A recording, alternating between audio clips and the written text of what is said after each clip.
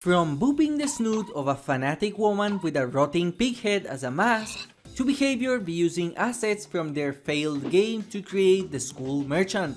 Today, I present to you the immense DBD Iceberg, compiling some of the most obscure and unknown facts and theories that most of you probably never heard of.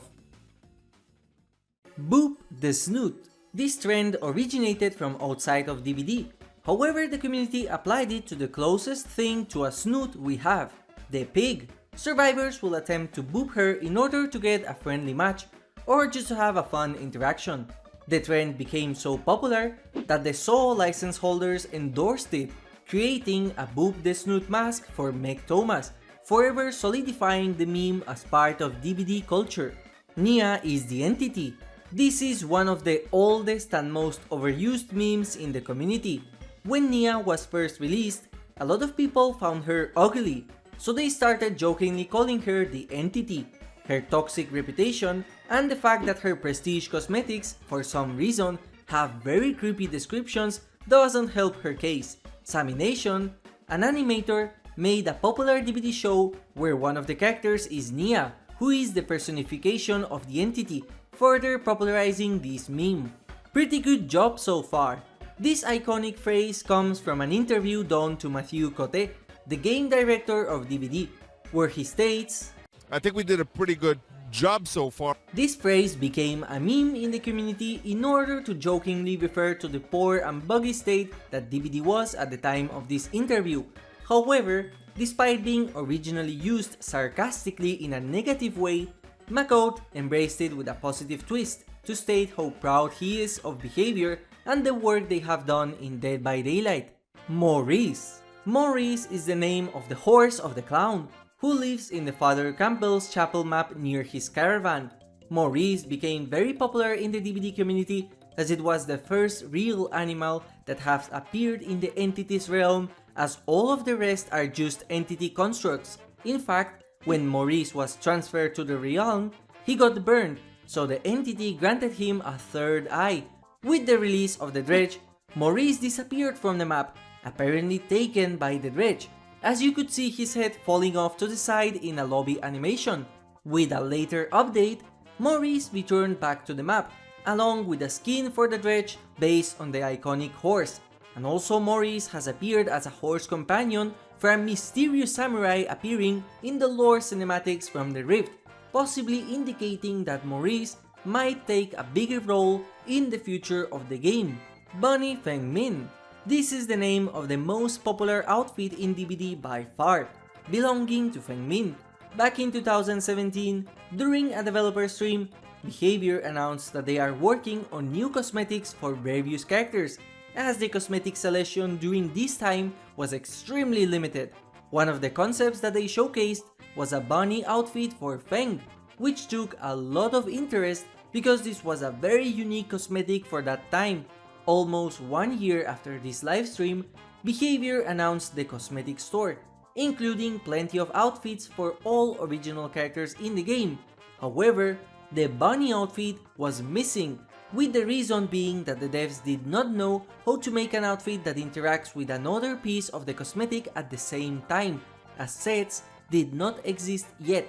And then, 2 years later, on April 2020, in an unexpected surprise, Bunny Feng Min was finally released as part of the Spring Ensembles, making it the most awaited cosmetic in the game by far, as it took them 4 years to finally get it in-game. It became so popular that it is even featured outside of Dead by Daylight, as there is a graffiti for Meteor Maker that features Bunny Min, as well as a U2's figurine dedicated to her. Try Civilization. By far one of the craziest things that a game developer can say. This entry refers to the iconic livestream, where Mcote told a player that was discontent with the state of the game to just play something else. Do you have any plans or ideas how you would like to improve the killer experience? Well, I would say maybe try Survivor for a bit. No, but it's true. I mean, change it up. Maybe you're just tired, you know, or play something else for a week. Try Civilization or something, just for a refreshing change. Balance is. I shouldn't be saying that. Should I be saying that? It's a good game. Just play that. No, Bjorn is telling me I shouldn't be saying that. Okay. I remember that period of time being extremely heated, with a lot of people, including their PR team, shocked at the words of Mcote. However, when you really think about it, this is very solid advice. Sometimes we get burned out of playing the same game, expecting different results. We just need to change it up a little bit. Maybe we are tired, or we could play something else. Why not try something like Raid Shadow Legends, the sponsor of this video? Matthew is right. Playing a variety of games is the best in order to not get burned out, and what better variety than the amount of different champions that Raid Shadow Legends has to choose from. Raid Shadow Legends is one of the most popular action RPGs on mobile, with hundreds of thousands players from all across the globe, and thousands of hours of content to play. Raid has sponsored this channel before, and my opinion has not changed, so why not try Raid? If you're looking for a serious challenge, then the Doom Tower is waiting for you.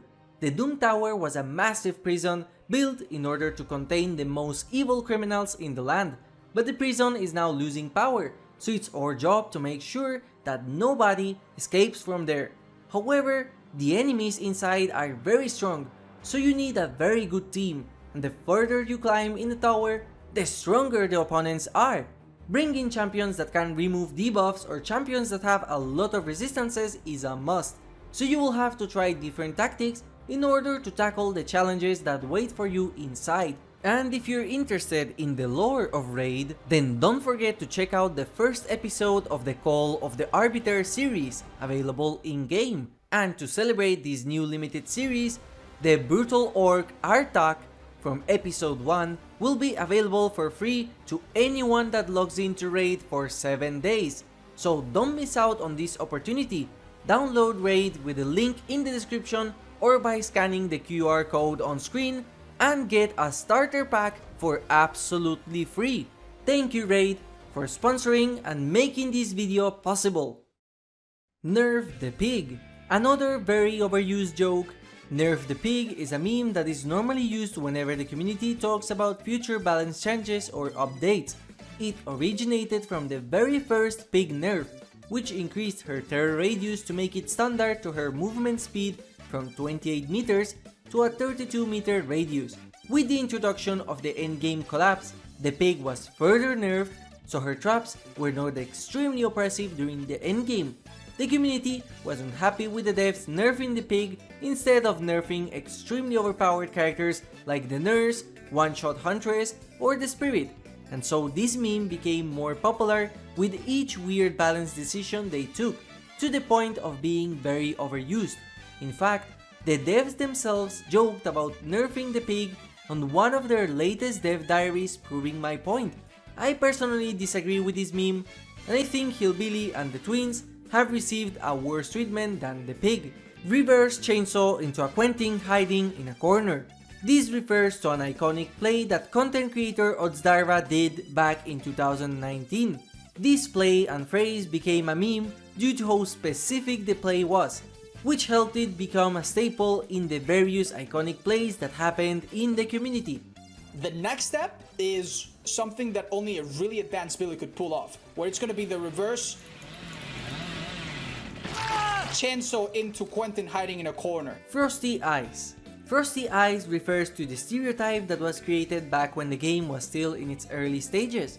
The Frosty Eyes, or the Halloween Eyes, are special cosmetics given to everyone for free, which makes this one of the favorite choices for new players.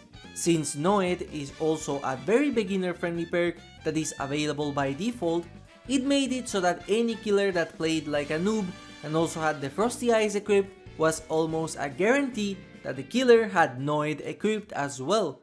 It's Weskin time! This meme is just a combination of two memes at once. The first one is the Morbius memes, which were quite popular around September of 2022, and a lot of variations were created with the different movies, games, or situations. Wesker was a meme too.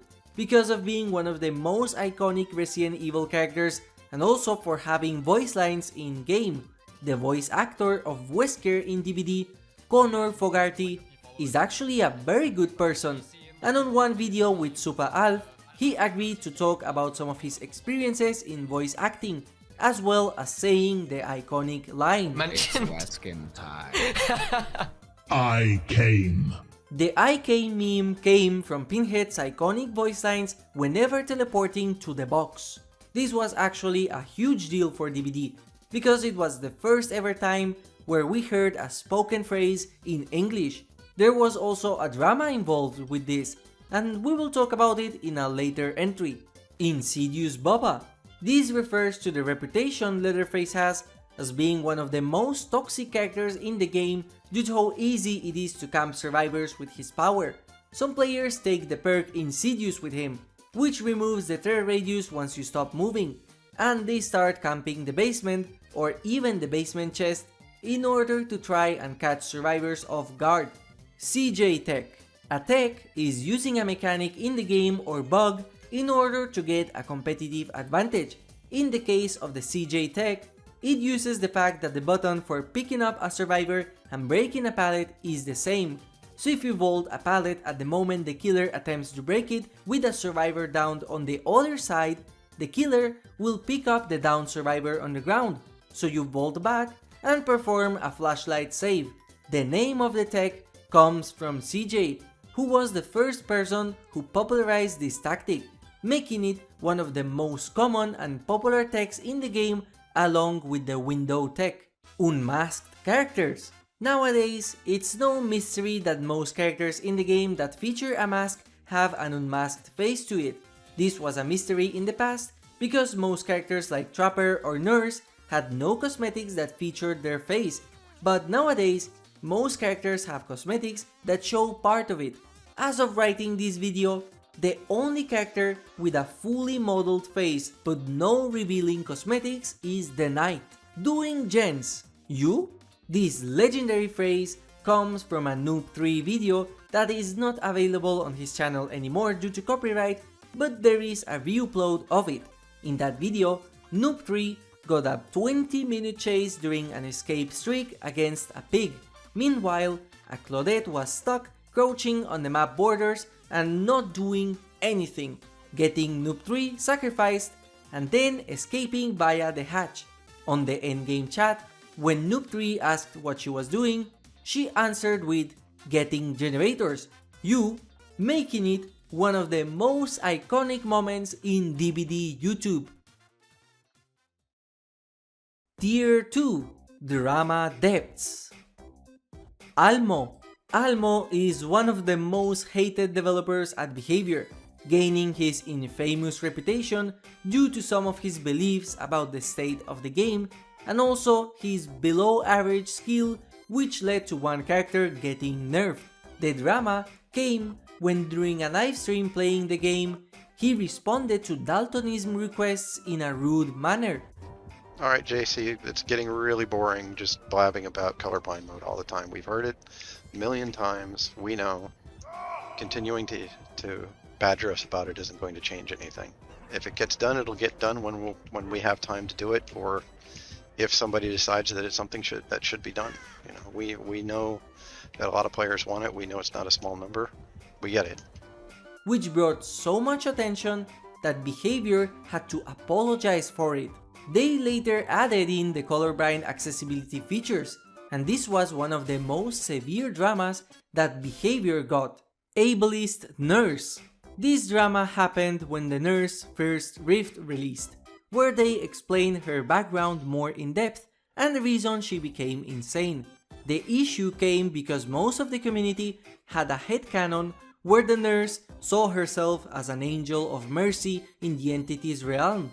However, Behavior gave a much simpler reasoning where she was just ableist and just thought that ill people don't deserve to live. Simple as that.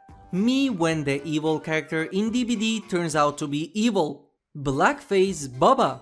This refers to a specific mask that Leatherface had of Claudette's skin, which was used by some unhinged Bubbas in order to target black content creators. Even though a lot of the community was sad about the removal of all masks, behavior is a business first, and they would not want to have bad press due to a feature that was in the game, especially tied with a licensed character like Leatherface, so removing that feature was the best call from a business perspective. Kick the baby. This phrase, popularized by content creator Monto, refers to the act of kicking Victor in the face after he misses a pounce attack. However, behavior stated on their official Discord that they do not want any players to refer to Victor as a baby, and instead call him like an adult, and there are rumors that this was also told to the Fog Whisperers so they don't promote this baby view either. This is another PR move because they did not want to be associated with a game that allows you to kick and disintegrate a baby, as it would increase the age ratings on certain countries. Problematic content creators. This refers to various content creators in the DBD community who have been revealed to be very bad people. Hi everyone, post-editing Minschool here. I was going to dedicate this entire section to a specific content creator, but I found out that they copyright strike every video exposing him, and with the bad YouTube system I am not risking my channel, so instead I might do a dedicated video in the future since he will be sentenced to 12 years in prison and he won't be able to do anything to me. DDos Attacks. This refers to a problem that DBD has had for years where the security of the game is flawed, and it allows hackers to create DDoS attacks that target certain streamers and even any players that are in the same lobby playing with them. These DDoS attacks only happened while playing on DBD, and this caused a lot of noise for behavior in order for them to fix this issue once for all, as some content creators even stopped playing the game until this was solved. To the surprise of everyone, they made a tweet that said that there is no evidence that DDoS attacks come from Dead by Daylight and no IP has been leaked, even though a lot of streamers' experience said otherwise. Obviously, this caused a huge amount of backlash. Pinhead NFT Fiasco. When Pinhead was finally released live to the game, for some undisclosed reason, his voice lines that were mentioned earlier were completely removed from the games. A user later found out about a brand called Boss Protocol, who claimed to be selling NFTs about the Hellraiser license, and that they partnered with Behavior in order to do so. So buying certain NFTs would reward you with special skins and DLC in DBD. A lot of the community thought that this was a joke, but later it was confirmed that this was a real deal, and the community thought that in order to get voice lines in-game, you had to actually purchase an NFT of Hellraiser. This caused an extremely huge backlash in the community because nobody wanted to support NFTs at all, and seeing Behavior deal with those things was extremely disappointing. This led to the Hellraiser DLC to have one of the worst reviews in the game. Later on, it was discovered that Behavior just wanted to have the original voice actor do the voice lines of Pinhead, and they were later added on a subsequent patch. Leatherface Honeypot. This refers to a very recent theory related to the Leatherface DLC removal. It was revealed on a PTB that Leatherface perks got unlicensed version of them, which was exactly what happened with the Stranger Things DLC after its removal.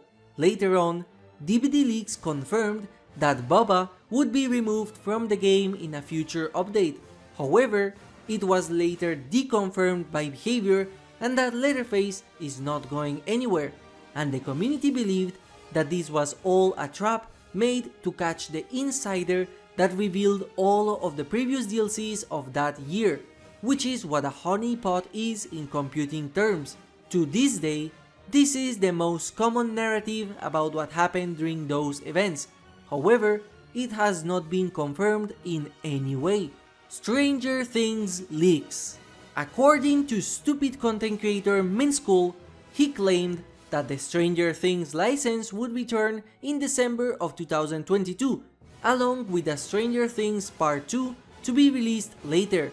However, This was later revealed to be a massive fake by an anonymous group that wanted to troll both the DBD community as well as the Fortnite one. However, later on a leak about the Stranger Things map was leaked, and it turns out that that leak was real and from Behavior, but to this day nothing else is known about the return of the license. Infinite's takes skill. This is by far the oldest drama in the community.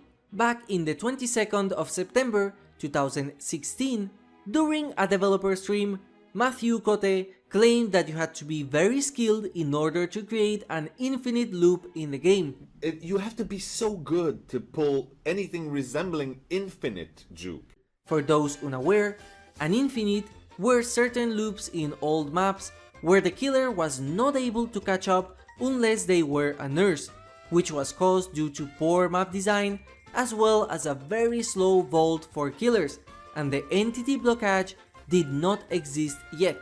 This caused a huge stir in the killer community because this statement was completely incorrect and any survivor could abuse infinites with little skill involved.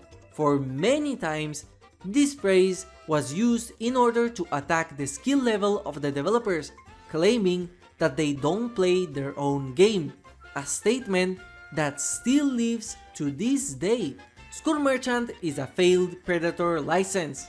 The most recent drama in the community, a lot of people were extremely dissatisfied with the Tools of Torment DLC, to the point of claiming that the Skull Merchant was a rushed, unfinished character that was made with reused assets of a planned but failed Predator license. Due to the amount of similarities both characters have, there is absolutely no hard evidence that this is real, and I personally think that this was just pure copium, because the community would rather believe that Behavior was forced to do this chapter rather than accepting the poor quality of the Skull Merchant, which is also a subjective opinion. Oreo. This is by far the most stupid drama I have ever heard in all my time playing the game. A Twitter user found it disgusting that during an official DBD tournament, some of the players used the term Blendette to refer to Claudette and Oreo to refer to Sadako. This controversy led to VZ Bun, a prominent DBD cosplayer and content creator, to apologize for calling Sadako as Oreo as a nickname. Imagine being Asian and having to apologize to a non-Asian person that is offended on your behalf because you called Sadako a fictional villain and Oreo as a cute nickname. If that doesn't tell you the state of the DBD community, I don't know what else will. Blendette. Blendette is a nickname given to Claudette or the immersed playstyle back in 2016 due to her ability of being able to hide extremely well in the maps before their visual rework, when combined with dark clothing like her Prestige or the Left 4 Dead shirt, which was even nerfed due to how strong it was.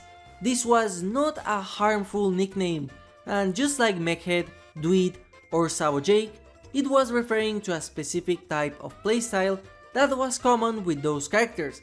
However, some bad people in the community have used that name in order to harass black content creators. Humping.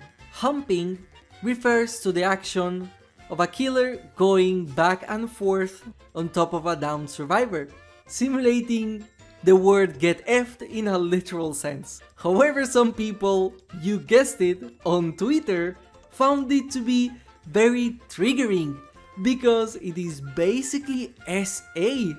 I am so happy to be playing DBD in 2023. I honestly don't know what is the huge deal with humping, since it's exactly the same as teabagging, yet I don't see anyone claim that they are assaulted when a survivor teabags after a pallet stun. In fact, I think comparing this action on a video game to real life assault is insulting to the real victims of it. Tier 3 Veteran Pacts. Mcote's Massager. Matthew's Massager refers to a Hitachi magic wand he had on his table during one of his streams, which became a harmless joke in the community for a while. This was shown for the first time when Mcote moved his camera in order to show his cat. However, not many people remember this nowadays. Finger guns. Finger guns refers to the gesture Ace Visconti does in his official artwork.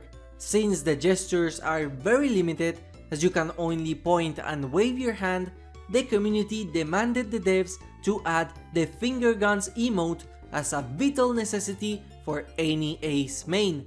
The devs denied this because it did not feature the nature of the game and it serves no gameplay function. Well, with the amount of weird cosmetics you have nowadays, what excuse do you have now, behavior? Give us the finger guns! Campfire Thingy. This refers to a specific branch or object inside the campfire that some players in the community started to jokingly call a recreational object with a phallic similarity. And the devs found this meme so funny that they made an entire bit during one official livestream asking various employees if they had any idea where that fun looking object comes from. We have questions for you. We need a straight answer. No mucking about this time. What about that campfire dildo situation? I don't know. I have no idea. Kate's original voice. Back when the Curtain Call DLC released on the PTB, Kate had a completely different voice compared to her live release that most people found extremely grating. Take a listen.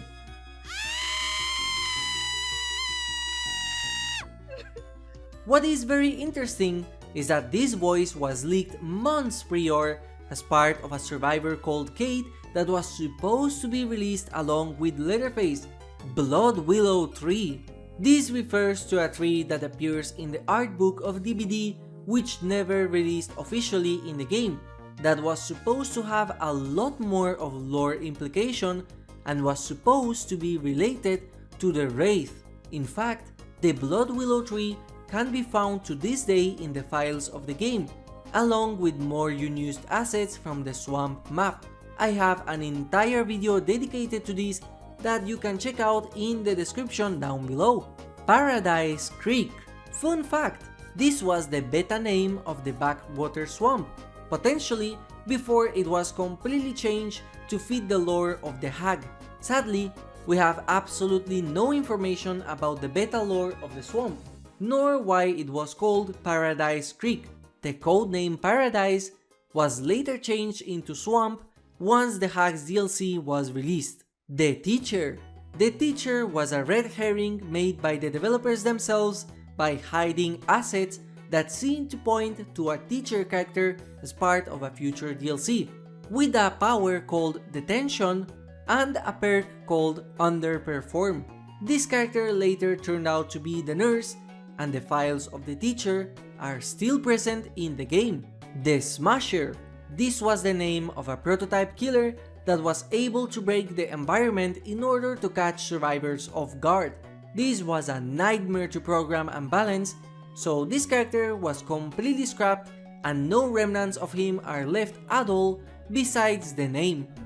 One that never made it, or did, was called the Smasher. And that one could just destroy the entire level.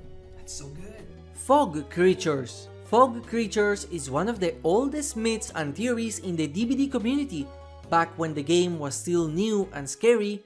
With most of the features unknown, the players noticed that anytime you came near a wall border, you could hear hellish screams from beyond the walls.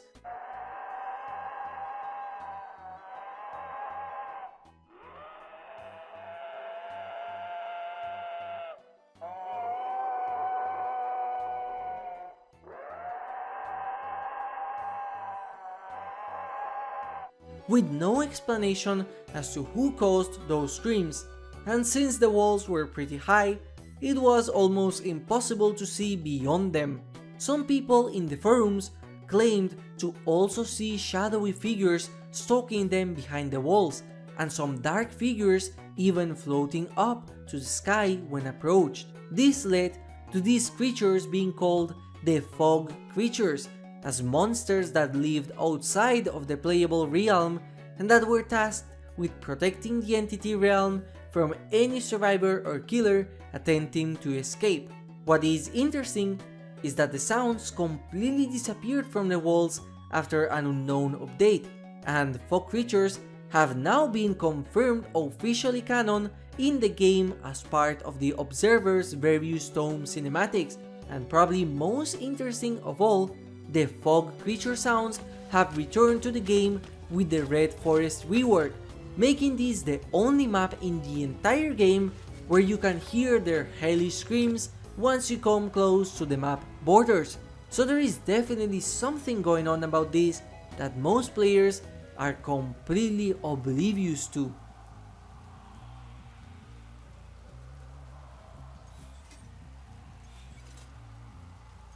Summer Barbecue Event. This refers to one of the most popular events in DBD history, back in August 2018, called the Scorching Summer BBQ, which brought the very popular margarita generators, as well as giving 2 special cosmetics for playing the game and getting enough frosty margaritas and survivor chops. To this day, no generator decoration has beaten the cool margarita gens of that time. Failed Event. This refers to one of the earliest DBD community events, called the Fall Masquerade. This was a community-wide challenge for hooking or escaping from the killer's grasp for 12 million times in 4 days in order to earn a cosmetic for David King and the Huntress. This was an absolutely ridiculous number to ask for, and the community obviously failed. So we never got to see those 2 cosmetics, and we don't even know what they were to begin with. A lot of the community theorizes that this event was rigged from the start, as some players thought that the anniversary event was boosted by the devs so we could complete the challenges, so the devs wanted to prove that the community could lose events and that they did not give any extra points to complete anything. Burritos. This refers to the name that the old map item got, because the community thought that they looked like giant burritos. The devs called maps a burrito officially during the first year anniversary as part of the community challenge to track objects with a map. Kebabbing. Did you know that in the Asian communities, they call the act of hitting a survivor continuously on a hook as kebabbing because it looks like the killer is cutting the meat just like with a real life kebab? It's interesting how this term was not adopted by the English community, as there is no name to this act in specific besides hitting on hook or just BM in general. Mori abuse. Before the rework to Memento Moris, killers could cancel the animation of a Mori in order to keep spamming the start of it as a form of BM. This was extremely popular with Bubba, as you could constantly hit a survivor with a hammer and repeat until they bled out. The worst part is that it took double the amount of time to bleed out while doing the Mori spam, so this was later removed in order to prevent toxicity in the game.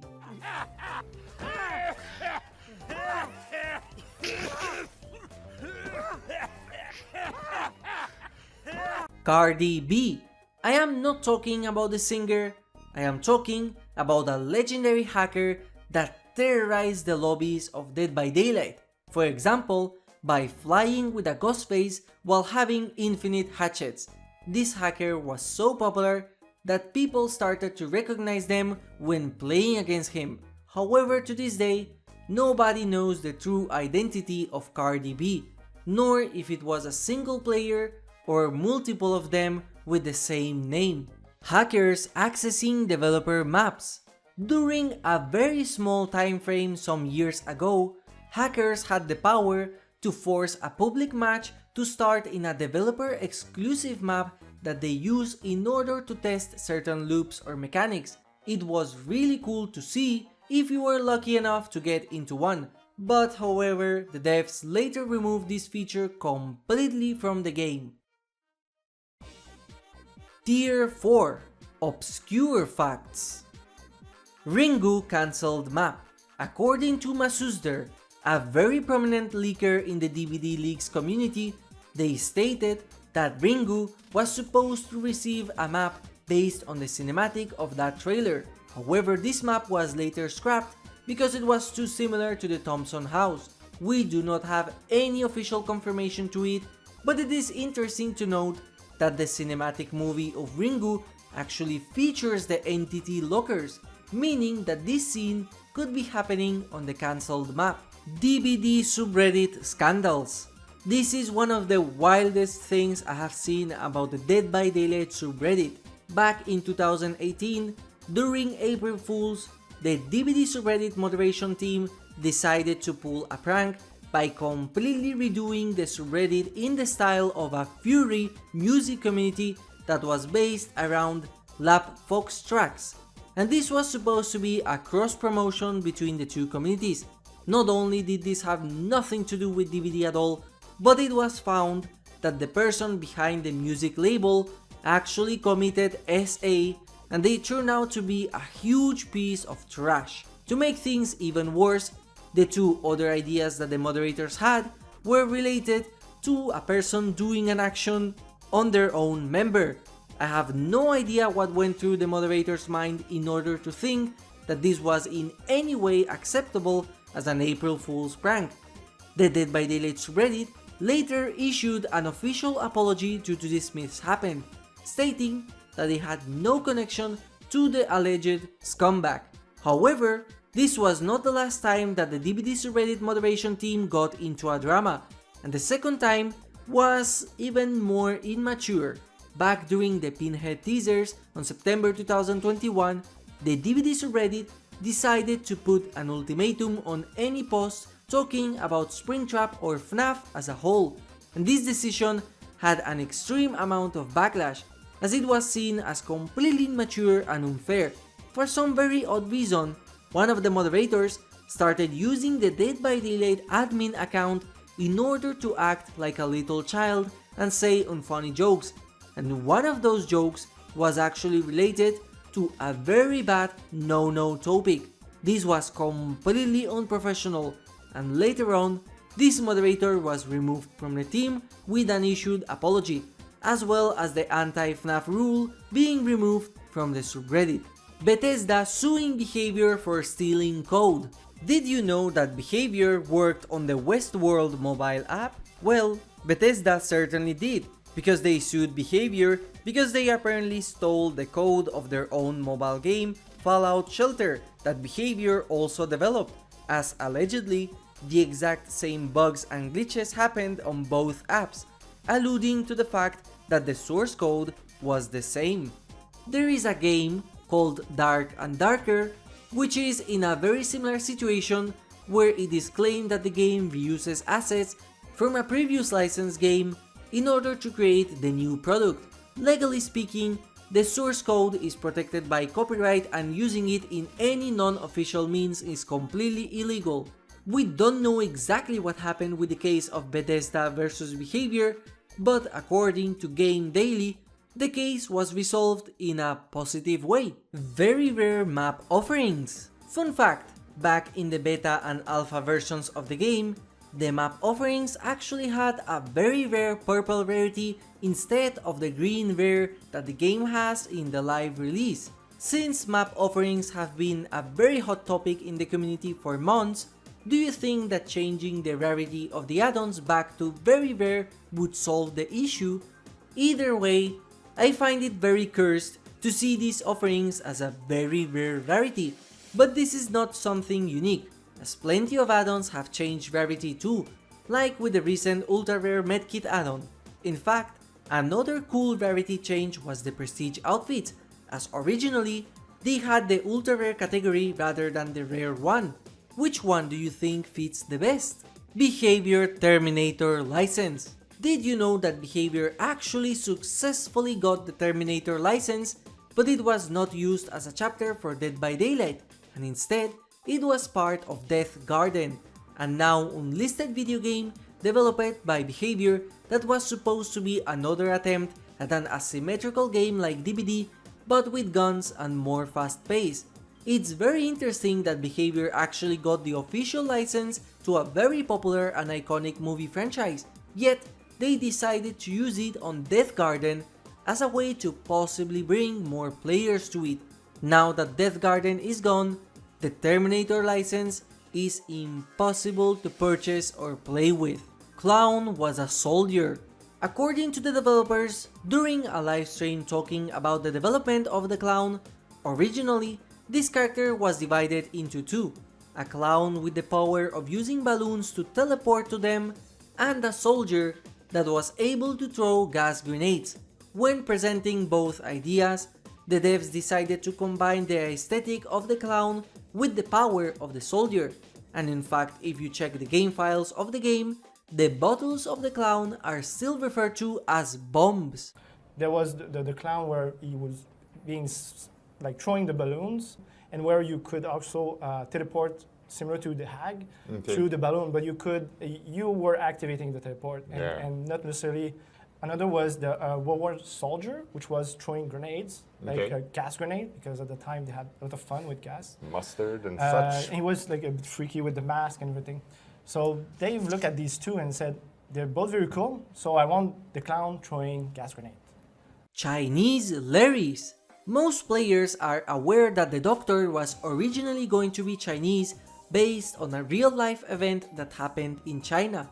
Obviously, Larry's was also supposed to be a Chinese map, and this was absolutely the case, as a map preview by the devs showcased that Larry's had a more Chinese architecture and also features Chinese signs and text instead of the designs we have in the live release. Now, unlike many of the features that have been revealed to us, the Chinese Larry's was one of the only that has never been released to the public, which means that Chinese Larry's is completely unplayable, and it is very possible that the devs themselves no longer have the assets for Chinese Larry's, making it a feature that we will never be able to see with our own eyes. Pretty good job so far is lost media. Yes, the iconic interview of Mcote saying that his team did a pretty good job so far is apparently lost media. The only links I was able to find to the original interview have been deleted or private, and the only part that is still here is the iconic line.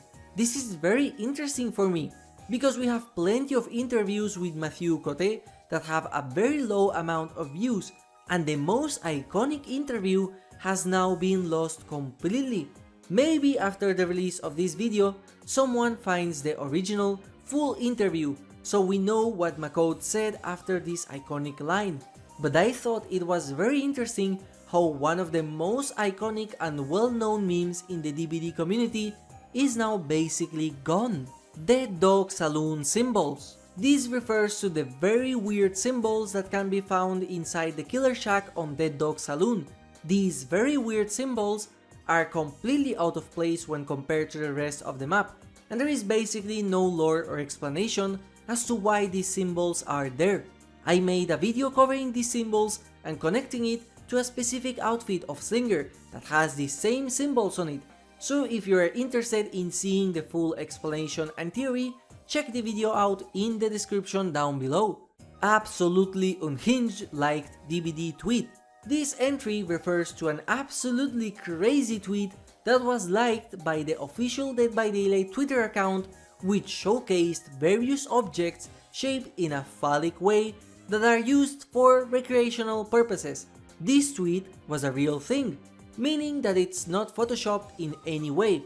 Now, it might look extremely weird without context, but the person that made the tweet was a former Behavior employee, so this is just Behavior brand liking one tweet of their workers, so with context, it loses some of its flair. But still, I think the original image is very meme-worthy. Unused Michael Myers chase music. A musical fact that not many people know is that Michael Myers used to have a 4th tier of chase music when he was leaked accidentally on a developer build. This chase theme is what you are hearing as background music currently, and it is unknown why this was scrapped from the game.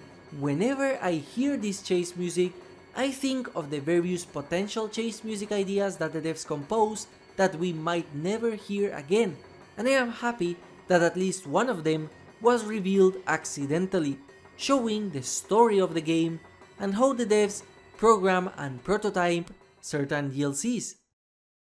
We finally arrived to the tinfoil hat conspiracy tier. Ghostface has asthma. Ghostface always had a very unique feature that made him distinct compared to the rest of characters in the game. Whenever the Ghostface gets stunned, either through a pallet or a perk, he sighs. A lot of players find this feature very cool, with a headcanon that Ghostface is just tired of the survivor's shenanigans, and some even find this attractive. However, I always thought that there was something more to it. Ghostface was leaked on a developer build released to the public by accident, which contained an early prototype version of the Ghost along with unfinished perks, add-ons and cosmetics. It was also found that there was an inhaler add-on leaked with the same developer build, an inhaler that was not there before this leak. When you think of the purpose of an inhaler, asthma is one of the first things that come into mind. Now take a look at all of the Ghostface add-ons and you will find something in common with all of them. They are all evidence of Ghostface crimes.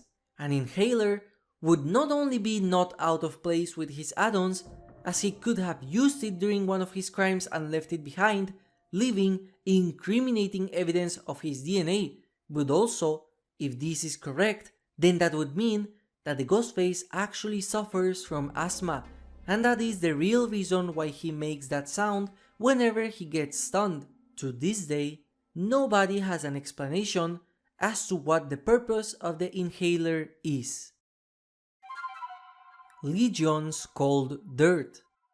The Legion is one of the various characters in the game that has had one of their add-ons changed by another one with a completely different design. One of the add-ons removed was the Cold Dirt add-on, which was replaced with the Best Friends Forever bracelet.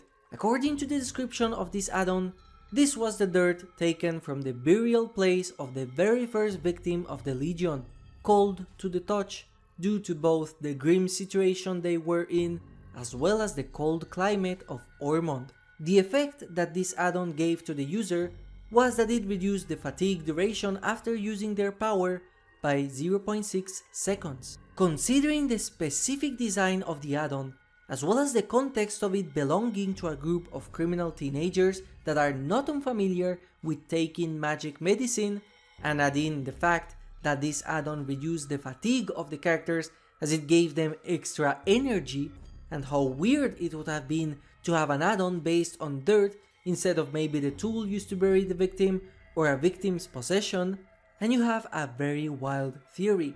The Cold Dirt add-on for the Legion was originally planned to be Snow, and I am not talking about the Ormond one. The reason this was removed and replaced with Cold Dirt is to not affect the ratings of the game in certain countries, as even though drugs are featured in the game, all of them, except the medkit add-ons, are fictional, like the Putrid Serum or the various Resident Evil boosters. Dogs in the suburbs. This is by far one of the most obscure and unknown facts in Dead by Daylight as a whole. However, there is barely any evidence of it nowadays. According to my own memory, the devs have stated that they tried experimenting with the introduction of interactive elements on different maps in order to make them more unique compared to each other. One of those interactive elements was the introduction of dogs into Haddonfield that would bark once you came in close as a survivor, alerting the killer of your presence just like crows do in the current maps. However, either because it was too hard to code, or because the devs deemed it unnecessary to waste resources into such a mechanic that can be easily replaced by crows, the dogs, and any remnants from them like audio or textures were completely removed from the game. including the game files from the leaked developer build, which would mean that the dogs feature was removed during the prototype of the Haddonfield map. No matter how hard I tried, I did not find a single evidence of the devs saying anything about this feature. However, during one of my research for a specific video, I found one interview that was done 6 years ago, around the release of the Halloween DLC, with less than 300 views total, where Mcote is interviewed talking about the game and Halloween DLC, and suddenly, during the interview, this happens. Nice to each other, and we're building a very... I think they're playing the game. I think that could be. I hope so. There are actually dogs in the suburbs, oh, yeah. but that's something else. What did Matthew mean with "there are actually dogs in the suburbs"? This statement of Matthew Cote is incorrect because there are no dogs in the suburbs, and for those unaware, suburbs is actually the codename of the Haddonfield maps. This for me was evidence that dogs were a planned feature of Dead by Daylight that was completely forgotten and lost to time. Third floor in Larry's. The Larry's Memorial Institute, the CIA's playground and home to the Doctor's most evil plans. When you take a look at the building from outside, it's very evident that the playable part is only the ground floor of a building that seems to have various floors. However, there are no elevators nor any stairs that hint at the possibility of Larry's having a second or third floor, with the only part of the map being able to be called a second floor being the central room, which leads to windows in order to see the patient's treatments in the middle of the room. However, something weird appeared on one of Otzdarva's variety gameplay videos called House of Fun Clown. This gameplay took place in Larry's with a clown build that featured the perk Zanshin Tactics, which revealed the aura of vault locations and palettes on a 32-meter radius from the character. Take a look and see if you can find something weird. Get in the way of this. Look at how many windows. Ooh, bit of murmur value though. That would be very, very useful. In fact, yeah, that's actually really, really useful because I know this person cannot drop now. Did you see it? Let me play it again. Ooh, bit of murmur value though. That would be very, very useful.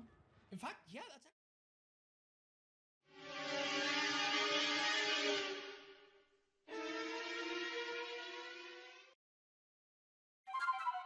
Dredge Inappropriate Design.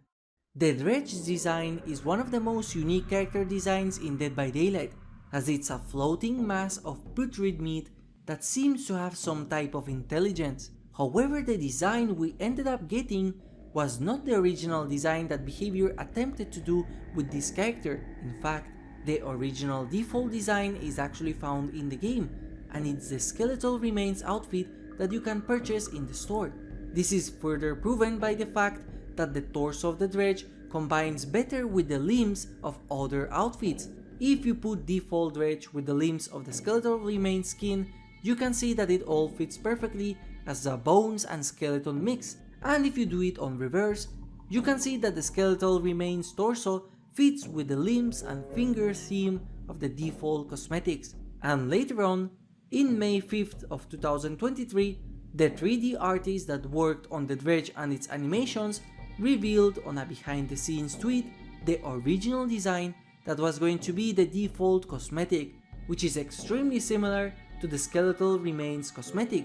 Now, why was this design changed? There is no clear official answer to this, but taking a closer look at the skin could reveal the real reason why. See, the skeletal remains outfit for the Dredge, more specifically the torso cosmetic, which is the part replaced, looks extremely similar to a very inappropriate thing on the internet that starts with goat and ends with a C, and I definitely do not recommend searching for that on the internet.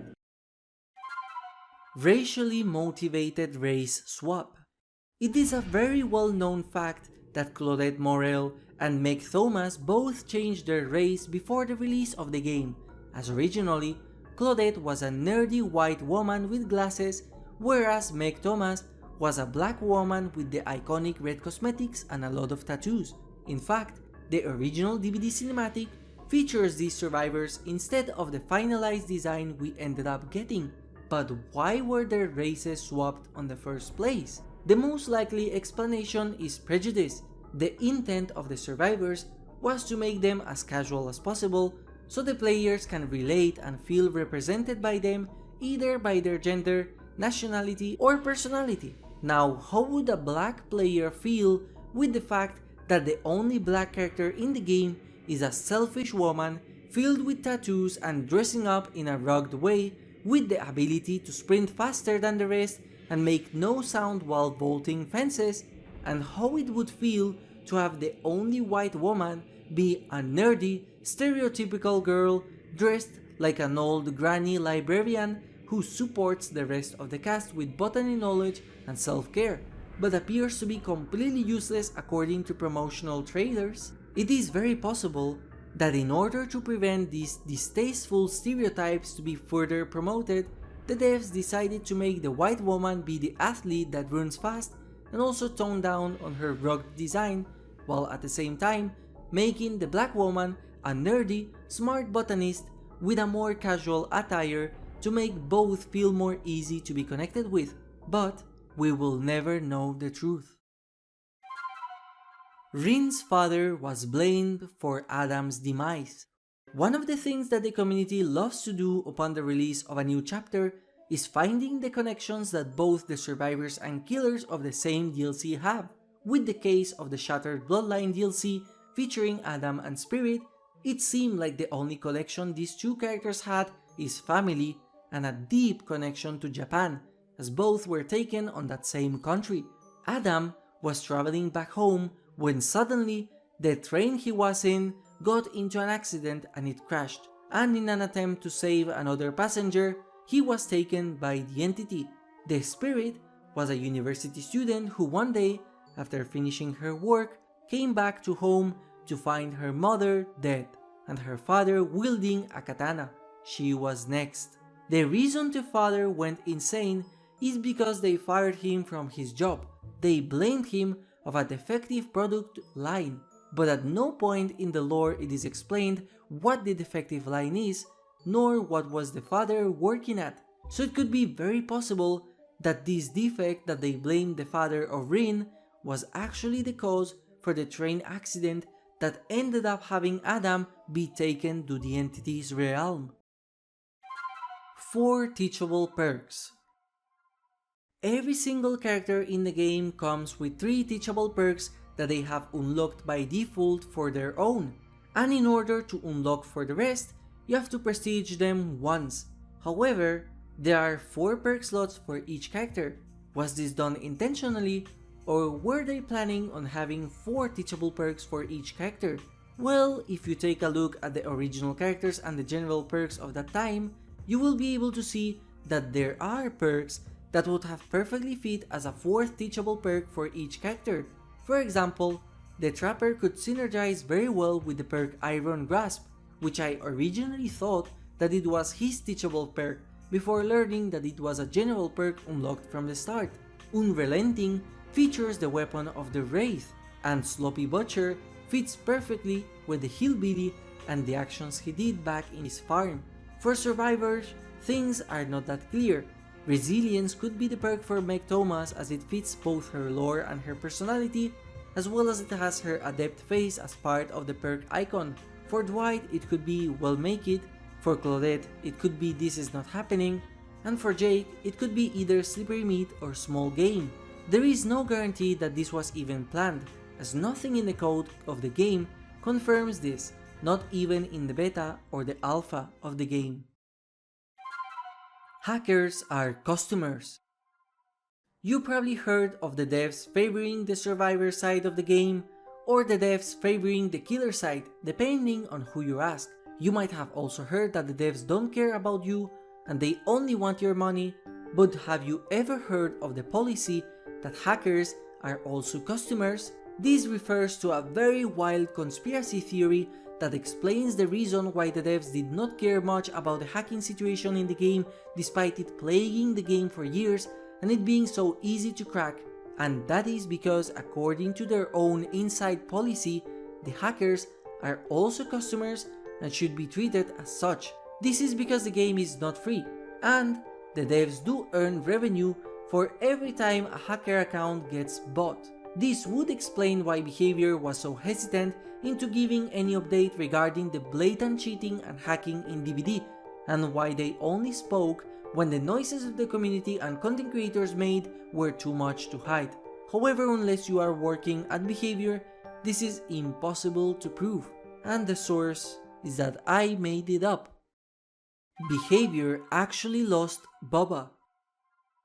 If you're watching this video continuously, first of all, thank you, and second of all, you will probably remember the honeypot Leatherface theory that the community claimed as real, where Behavior created bait assets to catch the insider that leaked the entirety of year 6 of DBD. However, like previously stated, this is not confirmed anywhere, and it's also completely denied by the leakers inside DBD leaks.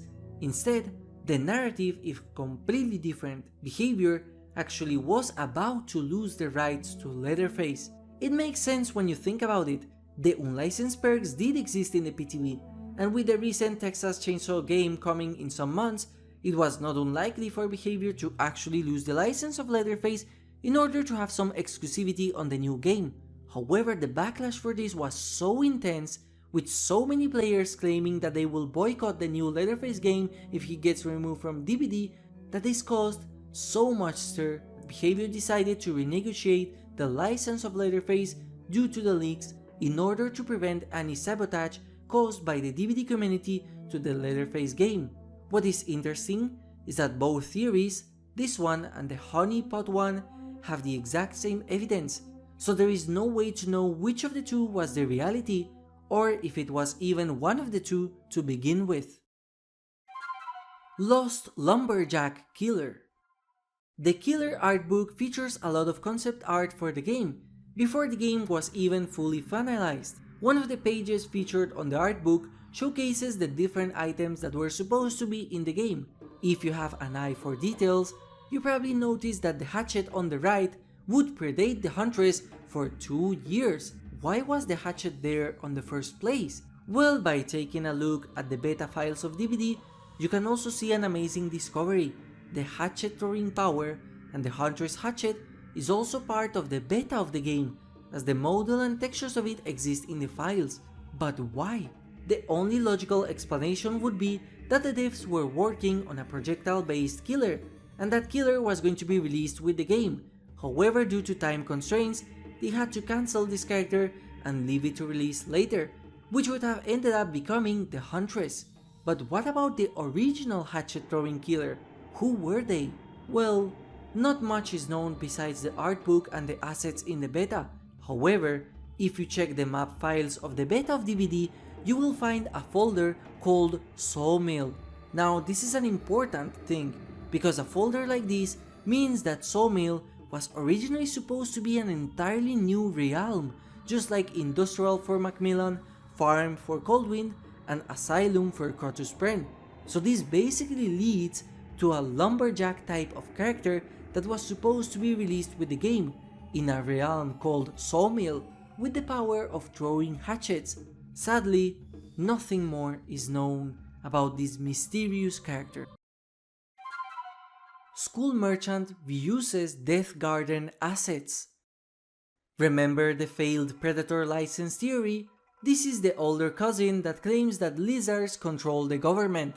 Death Garden was a failed game made by Behavior, which sadly lost a lot of its players at the release of the game and didn't earn enough revenue to keep afloat, finally closing the servers on August 12 of 2020. The game featured a futuristic theme where hunters chased runners by using different technology like automatic turrets or futuristic mines. Unlike killers in DBD, you could also shoot a weapon. But what is interesting is that the hunters had the drone ability in the game. The drone, once activated, would fly upwards into the sky, parking itself on a static position, and it would create a big circle around it with a reddish-orange tint that would scan the environment and detect any runners that are inside the circle. revealing their location on real time to the hunter. Anytime a runner is detected, they feature reddish particles all over them. Now the question is, did behavior reuse the assets and code of the drones in Death Garden to repurpose them to the school merchant, or is this a huge coincidence? And yeah, that's it.